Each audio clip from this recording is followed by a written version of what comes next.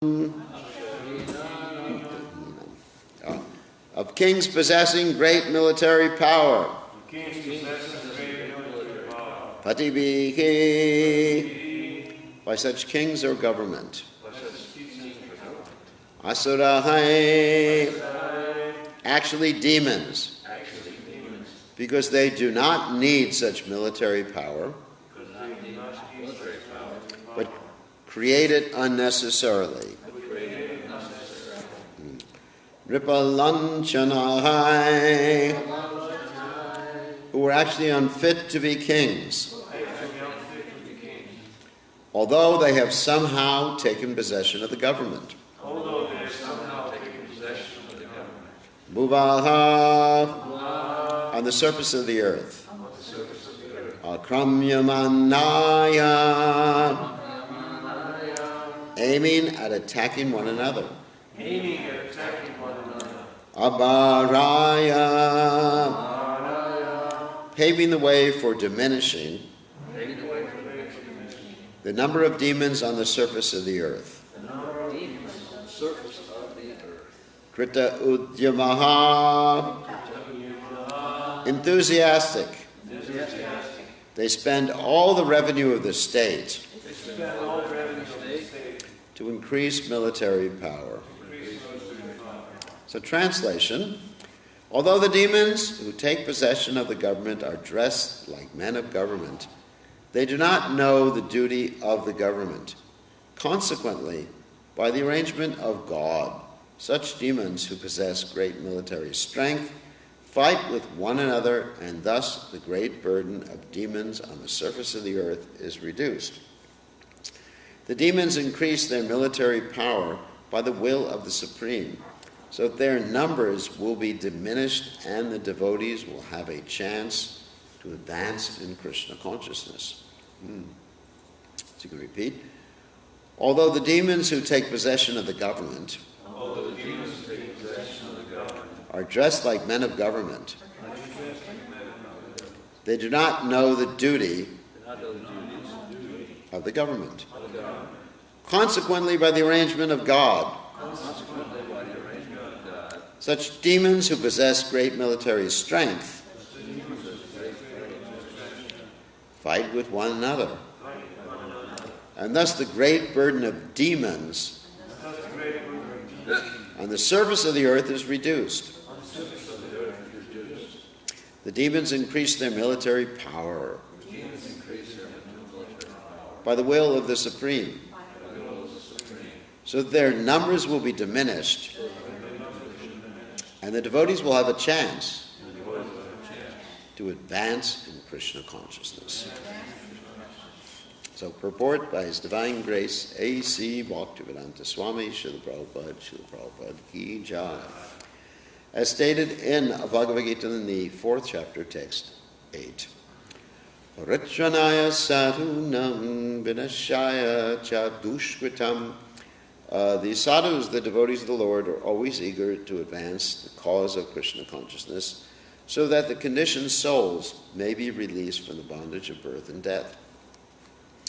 But the asuras, the demons, impede the advancement of the Krishna consciousness movement, and therefore Krishna arranges occasional fights between different asuras who are very much interested in increasing their military power. The duty of the government or king is not to increase military power unnecessarily. The real duty of the government is to see that the people of the state advance in Krishna consciousness. For this purpose, Krishna says in Bhagavad Gita in the 4th chapter, text 13, Chaturvarnyamaya shrishtam gunakarma vibhagasakha. According to the 3 modes of material nature and the work ascribed to them, the 4 divisions of human society were created by me. There should be an ideal class of men who are bona fide brahmanas, and they should be given all protection. Namo Brahmanya Devaya Go Brahmana Yithaya Cham. Krishna is very fond of brahmanas and cows. The brahmanas promulgate the cause of advancement in Krishna consciousness, and the cows give enough milk to maintain the body in the mode of goodness. The Kshatriyas and the government should be advised by the Brahmanas. Next, the Vaishyas should produce enough foodstuffs, and the Shudras, who cannot do anything beneficial on their own, should serve the three higher classes, the Brahmins, Kshatriyas, and Vaishyas. This is the arrangement of the Supreme Personality of Godhead, so that the conditioned souls will be released from the material condition and return home back to Godhead. This is the purpose of Krishna's descent on the surface of the earth. Paritranaya sadanam vinashaya cha dushkritam. Everyone must understand Krishna's activities, janma karma cha me divyam. If one understands the purpose of Krishna's coming to this earth and performing his activities, one is immediately liberated. This liberation is the purpose of the creation and Krishna's descent upon the surface of the earth. The demons are very much interested in advancing a plan by which people will labor hard like cats, dogs, and hogs. But Krishna's devotees want to teach Krishna consciousness so that people will be satisfied with plain living and Krishna conscious advancement. Although demons have created many plans for industry and hard labor so that the people will work day and night like animals, this is not the purpose of civilization. Such endeavors are jagato hitaha. That is, they are meant for the misfortune of the people in general. Shayaya. Such activities lead to annihilation. One who understands the purpose of Krishna, the Supreme Personality of Godhead, should seriously understand the importance of the Krishna consciousness movement and seriously take part in it. One should not endeavor for ugra karma or unnecessary work for sense gratification. Nunam pranata kurte vikarmi yari indriya pritya apranoti. It's from the Bhagavatam, 5th canto, 5th chapter, text 4, Lord Vrishabhadeva's instructions. Simply, for sense gratification, people make plans for material happiness. Maya sukhaya balam udvato vimudam. That's from the Bhagavatam, 7th chapter, 7th canto, 9th chapter, text 43. They do this because they are all vimudhas, rascals. For flickering happiness, people waste their human energy, not understanding the importance of the Krishna consciousness movement, but instead accusing the simple devotees of brainwashing. Demons may falsely accuse the preachers of the Krishna consciousness movement, but Krishna will arrange a fight between the demons in which all their military power will be engaged and both parties of demons will be annihilated. Akshahini nam pativir asuran ripalanchanaye muva akramya manaya avaraya krutod yamaha. So, Om Gana Timiranda Shah Gananjana Shalakaya Chakshun and Mimitam Yena Tasmai Shri Gurave Namaha. Of course, these verses in the last part of the last chapter of this particular canto, the 9th canto, are leading up to the appearance of the Supreme Personality of Godhead. And so they're in reference to Krishna's mission on earth over 5,000 years ago. And as we read in the 10th canto of Srimad Bhagavatam, being the 10th canto in Prabhupada's Krishna book, that the earth was actually overburdened, the earth being a devotee, the earth is Bhumi, the earth was overburdened with these demons. So Krishna had a plan to eliminate all these demons, and this plan, of course, was the battle of Kurukshetra. And in order to accomplish that, he actually had to send some devotees or some demigods down who acted like demons, which is really interesting, just to ignite the conflagration, ignite the battle. So, and of course it's described in the Mahabharata that Duryodhana and Shakuni, they were Kali and Dwarpa. That is, sometimes they're considered in the Srimad Mahabharata, they're considered to be the worst of the demigods. In other words, there's the personification of Kali and the personification of Dwapara Yuga. And they actually take place in many different pastimes in the Mahabharata, such as in the story of Nal and Damayanti, where they became dice, which is an interesting story, but I'm not going to tell that story right now. So they were sent down to sort of like stir up this whole battle between the demons and the devotees, and actually annihilate the demons, more or less annihilate the demons, so the earth was safe for devotional activities. So it seems like we're seeing a similar circumstance right now. And of course, Prabhupada, at a particular point in the past, he predicted that there'd be a big world war. Now, when it happens, we'll have to see. But Prabhupada said the first war will be between the demons, and then the demons may attack the devotees or will attack the devotees after that particular point. So what we want to do ultimately, because right now we're not ready to do that, is establish a Krishna-conscious society. A Krishna-conscious society is based on the principles, as Srila Prabhupada mentions here in the verse and purport, of Varnashram Dharma. Of course, Varnashram by itself without Krishna consciousness is useless. Just to have Brahman, Kshatriyas, Vaishyas, and Shudras are not devotees of the Supreme Personality of God, it is useless. I mean, even you find someone who is a demon, like Jarasandha, he was observing some Varnashram principles. For example, when Krishna and Arjuna and Bhimsen wanted to approach Jarasandha, they approached him in the guise of Brahmanas. And Jarasandha, even though he was a demon, actually previously he was Viprachiti, in the 8th canto that's described, even though he was a demon, he received them nicely because they were in the guise of Brahmanas. And even when he discovered that they were actually Kshatriyas or Krishna and Arjuna and Bhimsen, he treated them according to Varnashram principles. In other words, when they were fighting, Bhimsen was fighting with him, every night they would actually, I listened to a class and Prabhupada said they would sit down and meet with each other just like friends at the dinner table, I guess, and drink liquor or whatever else the Kshatriyas did at that particular juncture. So there was a kind of understanding of Varnashram, even with the demons like Jarasandha. And you find this description there, not only in the Mahabharata, but also in the Bhagavatam, how the demons would generally respect the Brahmanas. I mean, even you had Ravana, because that's the Ramayan, who had advisors who were Brahmanas. Ravana actually had a father who was a Brahman, of course a mother who was a demon. He was a crossbreed between the demons and the devotees of the demons and the Brahmins.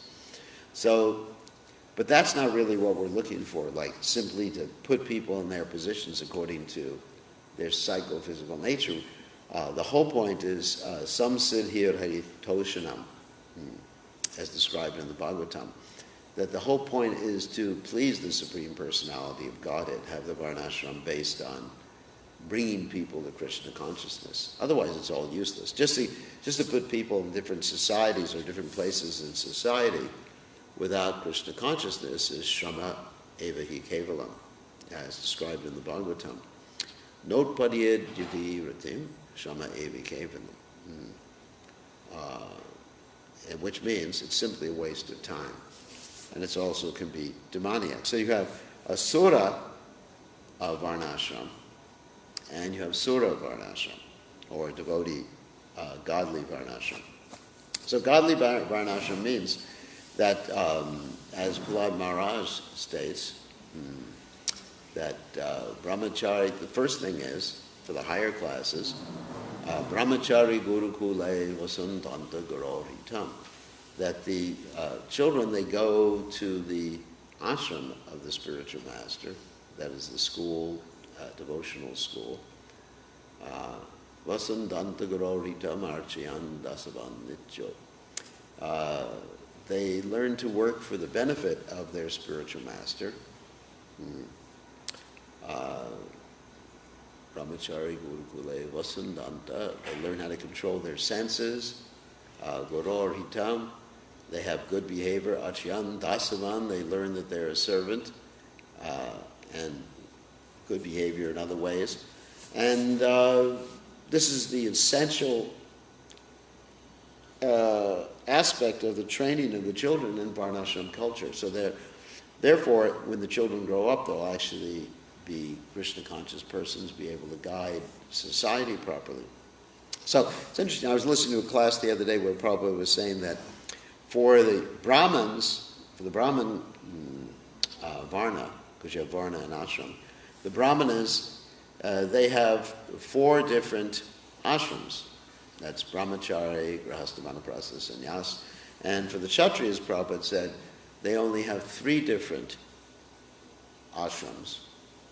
That is Brahmachari, Grahastha, and Vanaprastha. And then for the Vaishyas, they have 2. That's Brahmachari and Grahastha. And for the Shudra, they only have 1, Grahastha. So in other words, according to one's situation in the Varnashram or the Varna, in the Varnas, one has, depending on where one is in the Varnas, one has particular ashrams that one would follow. So anyway, so the first thing Prabhupada mentions here is the Brahmanas, the Brahminical society. The Brahmanas are trained up properly, and Brahmana means one who knows Brahman. And then the Kshatriyas, they're working under the direction of the Brahmanas, and the Vaishyas are working under the direction of the Kshatriyas and the Brahmanas. And then you have the Shudras, who Prabhupada said, it's interesting the statement Prabhupada makes here in the verse about the Shudras. I want to read that statement because it's quite interesting. The Shudras who cannot do anything beneficial on their own. That's an interesting statement. Should serve the higher class, 3 higher classes of the Brahmachatriyas and Vaishyas. In other words, the Shudras, by themselves, would actually become very, very degraded. So they need the guidance of the 3 higher classes. So another point is, I wanted to refer to the Bhagavad Gita, because here we're talking about demons. And demons are not simply an hereditary class or hereditary caste. Demons are those who have certain qualities. And those qualities we need to understand, not only insofar as understanding who is a demon and who is not a demon, but also insofar as understanding our own devotional service, the qualities that we have to conquer or overcome if we're going to be Krishna conscious. And so I'm going to refer to the 16th chapter of the Bhagavad Gita, which is obviously the chapter we'd refer to because that's the chapter that's entitled The Divine and Demoniac Natures. And I'm going to read some of the verses here. And as I said, that when we hear about these qualities, we should not simply think, oh, those people are demons or these people are demons, but actually apply these particular points in regard to ourselves and be introspective enough to try to understand or see, and humble enough to try to see if we have these demoniac qualities. And this gives us a challenge in becoming Krishna conscious. So we'll start with the 4th text in the 16th chapter. And I'll read the Sanskrit. Dambo darbo bibanascha kroda paryusham evacha agyanam chabijatasya partasam paramasarim. The pride, arrogance, conceit, anger, harshness, and ignorance, these qualities belong to those of a demoniac nature, O son of Pritha. So, in other words, look within ourselves. If we're prideful, of course, there's many things we can be prideful of, according to Queen Kunti. Janmaishvarya shrutasya shivire mana dapuman. We can be prideful of our learning, we can be prideful of our money, we can be prideful of our birth, we can be prideful of some bodily beauty that we have, which is actually transitory. Or we can be prideful of our position in society, we can be prideful of our position in the Krishna consciousness movement. And that pride manifests by looking down upon others considering yourself better than others. So a real Vaishnava doesn't consider himself or herself better than others. A real Vaishnava considers themselves a servant of a servant of a servant of the Lord, who maintains the gopis in Vrindavan, Gopi Bharta Padakamala, Dasa Dasa Anudasa. That means a servant of everybody. And of course, that may mean with certain people we serve by giving them instructions, other people we serve by actually listening to what they have to say, depending upon their status in devotional service. So if we find this anartha, this quality of pride arising in our hearts, where we think, we're better than someone else, then we have to deal with it. Of course, how do you deal with pride? Very simply, by serving other people. You can't just say, I'm proud, I got to get rid of the pride. You have to do something practical, do some practical service. Like Prabhupada said, and we were talking about this yesterday, that action and knowledge yields realization. So in other words, to get vijnana or realization, you have to act on jnana or knowledge. And that means, as we said yesterday, Vacho Vegam, Manasakroda Vegam, Jura Vegam, Muda Pashta Vegam, tolerating different pushings that we may have. Because obviously, when we are prideful, there's going to be a pushing of, later on, the second word here is arrogance. Arrogance is the same thing as pride, basically. I'm arrogant. Arrogant means he's prideful, basically. It's the manifestation of pride, sorry. So we have to be able to identify that and then tolerate it and not manifest it. So many times we have, and conceit is actually the same thing, basically. Someone is conceited. You understand? Someone is conceited, that means it's prideful. And that manifests as anger. So first there's the pride, the arrogance, conceit, and that manifests anger and harshness in dealing with others. And ultimately, one manifests ignorance, according to this particular verse in the Bhagavad Gita. And so, therefore, somehow or other we have to tolerate these pushings that occur. So, anyway, then we'll go on to the next verse about the demons. So another point about demons, and we should also apply this to ourselves. Those are demoniac, maybe I should read the Sanskrit. Prapatim cha nipatim cha janana vidurasara nasacham napi chacharo nasacham teshu vijate. Those who are demoniac do not know what is to be done and what is not to be done. Neither cleanliness nor proper behavior nor truth is found in them. So in other words, and later on, as Krishna says in this chapter, that one should understand what is to be done, what is not to be done by Shastra, and also by understanding what the spiritual master, the guru, would want one to do. Cleanliness, like Prabhupada, he mentioned that the temples should be revolutionary clean, which is very, very important. I mean, just like that means not only the floor and everything like that in the temple. Of course, cleaning the temple is actually cleaning the deity. Like Prabhupada said, if you clean the temple, which is a manifestation of Balaram, it's like deity service. There's not different from the deity service. So neither cleanliness nor proper behavior nor truth is found in them. So these are all demoniac qualities. And another one, they say that this world is unreal with no foundation, no God in control. They say it is produced of sex desire and has no cause other than lust. Actually, this is a big one. Of course, this refers indirectly to the theory, and that is a theory, of evolution.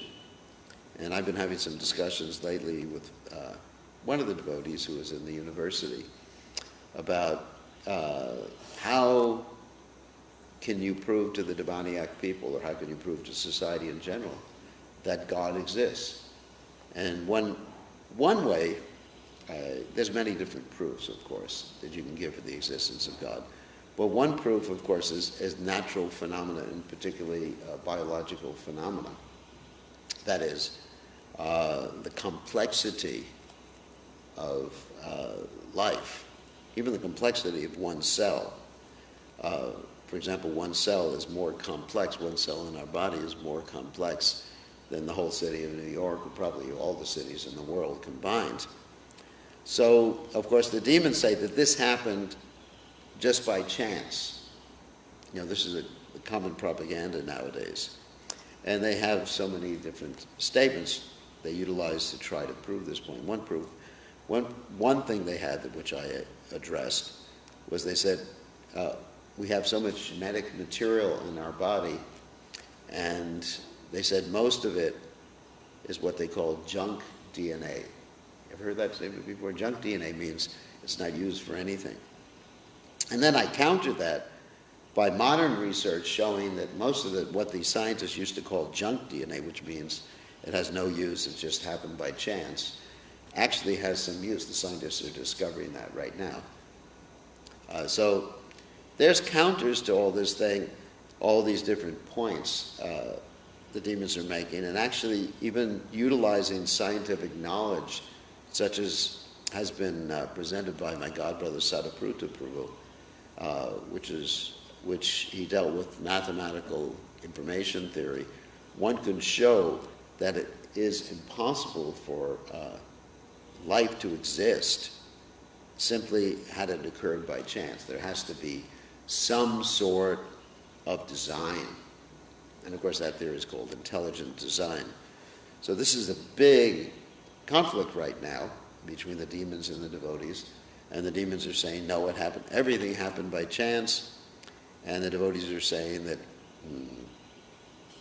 that there's a cause, an intelligent cause behind everything.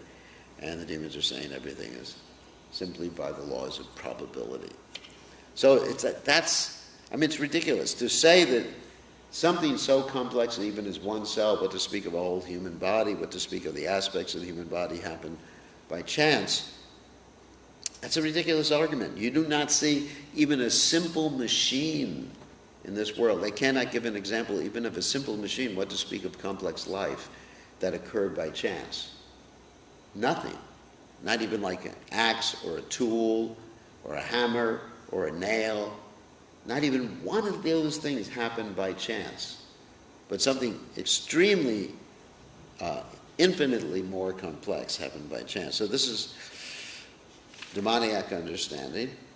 And then Prabhupada in the next verse here, following such conclusions, the demoniac were lost to themselves and who have no intelligence engage in unbeneficial, horrible works meant to destroy the world. Of course, Prabhupada makes reference to the atomic bomb, the atomic weapons, and of course, now they have much more, let's say, potent or dangerous weapons, even the atomic weapon. Just to basically establish their supremacy over other demons. And as Prabhupada said, eventually these weapons will be used. Taking shelter of insatiable lust and absorbed in the conceit of pride and false prestige, the demoniac thus illusioned are always sworn to unclean work, attracted by the impermanent. Sounds like all the world leaders today. They believe that to gratify the senses is the prime necessity of human civilization. Thus, until the end of life, their anxiety is immeasurable. Bound by a network of hundreds and thousands of desires and absorbed in lust and anger, they secure money by illegal means for sense gratification. And the demoniac person, of course, this verse everybody knows, so much wealth do I have today, and I will gain more according to my schemes. So much is mine now, and it will increase in the future more and more. He is my enemy, and I have killed him, and my other enemies will also be killed. I am the Lord of everything. I am the enjoyer. I am perfect, powerful, and happy. I am the richest man, surrounded by aristocratic relatives. There is none so powerful and happy as I am. I shall perform sacrifice. I shall give some charity, and thus I shall rejoice. In such a way, in this way, such persons deluded by ignorance. Let's see. And then Krishna, of course, here, later on in the chapter, describes that these personalities are put into lower and lower species of life, the material existence. Such persons, Krishna says, can never approach him. And then Krishna says, there's 3 gates leading to this hell of demoniac life, and these are the gates that we have to be particularly careful of, and that's lust, anger, and greed. And ultimately, Krishna says, the man who has escaped these 3 gates of hell, son of Kunti, performs acts conducive to self-realization, and thus gradually attains the supreme destination. And ultimately, Krishna says, one who has to understand what is duty and what is not duty by Shastra. In other words, Yashastra vidamitsrija varte kamakarita. One who does not act according to Shastra, na param gatim, na shukam, na param gatim, he does not achieve happiness nor the supreme destination. So, anyway, so we should act as divine people, or devotees rather than demons, and we should introspectively examine our own hearts to see which of these qualities, divine or demoniac, are manifest. So, any questions or comments? Yes? I've noticed back in the, I remember who I was, that's why I remember what era that was, what generation it was. Back in the 90s, I remember that I was a little frustrated with some people that have positions, and I realized that they are no more better than I am. They are better off physically, they have better material things than I have. They were better off than me, but they were not better than me, because we're all in the same position. That's humility. That's good, yeah. You know? I say, as they say, but for the grace of God, there go I. In other words, we should understand, we should not think that we're better than people. We should, if we're going to find fault, we should find fault in ourselves. And of course, we should objectively see when people are acting demoniacally too. But we shouldn't think, I'm better than them. I mean, Krishna consciousness is superior, but that doesn't mean that we should think that we're superior. Right. Because by thinking so, that's where the pride comes in. That's where the pride, and then, if we're not prideless, amanina manadena kirtaniya sarahari, then it's hard to concentrate on Krishna's holy names. Lord Chaitanya says, Trinadapi sunichena thurari vasahishnana. Amanina manadena kirtaniya sarahari. If we want to be absorbed in Krishna's names, we have to cultivate this abject humility. So, any other questions? Yes. I know 5,000 years ago, that's when the battlefield of Kurukshetra has happened in India. Mm-hmm. And that was done because all the demonic level of consciousness was aware of this back then. That was at the beginning of Kali Yuga. And that was at the end of the previous Yuga. Yeah, the end of the previous Yuga. The beginning of Kali Yuga is when Krishna left the planet. But now that we're 5,000 years ahead, every second, every day gets worse and worse. In the age of Kali, it gets worse until the end. Yeah. Nothing's here. It's so bad. But 5,000 years, we have the present, and what was happening back then, it's like it seems like it's happening again right now. Yeah, but actually, in Kali Yuga, one thing is there's a great hope. Is that in the previous Yuga, Prabhupada describes the demons and the devotees, they were easily distinguishable. Who was a devotee, who was a demon. I mean, obviously, Jarasandha was a demon, and obviously, Arjuna was a devotee. But Prabhupada describes in the Kali Yuga, the demons and the devotees are in the same body. That doesn't mean we have 2 souls in the same body. What that means is that we have demoniac propensities, even though we may be members of the Krishna consciousness movement, we may be devotees, dressed up as devotees and everything like that. So these propensities are there in all of us in the Kali Yuga, and we have to be able to identify them. That was the point I was making. And conquer them by, first of all, intelligence and the chanting of the Lord's holy names. Be able to ascertain, be introspective enough to see that, I'm exhibiting these demoniac qualities. I'm being harsh. I'm being arrogant. I'm prideful. I am conceited. I think I'm better than others. I'm greedy, lust, anger, greed. So we have to be able to look within ourselves, as Srila Bhaktisiddhanta Saraswati Thakur said. I see the mote in your eye because I have a log in my eye.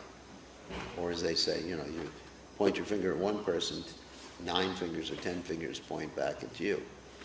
So I think the first thing we should do with these descriptions of demoniac qualities is actually apply them to ourselves and think, where am I exhibiting these qualities? Or how am I exhibiting these qualities? And it's a fact that I could say, myself, I could see these qualities within my heart. And that makes me more enthusiastic to chant Hare Krishna, not depressed. I mean, sometimes people will say, well, I'm a materialistic rascal full of lust, like Bhaktivinoda Thakur says. But Bhaktivinoda Thakur says, please take this sinner weeping and weeping to your lotus feet. In other words, it should be an impetus for us to fully give ourselves to Krishna when we see these qualities. We have to be honest. One thing that's really important is like self-honesty, introspective and self-honesty. This is not just like we can point out those demons in the street, those demons who are trying to stop Sankirtan, those demons, someone pulls me off, the police pull me over for a speeding ticket, oh, that demon.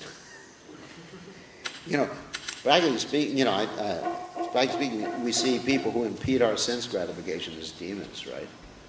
So we should apply these descriptions to ourselves. That was the main point I was making.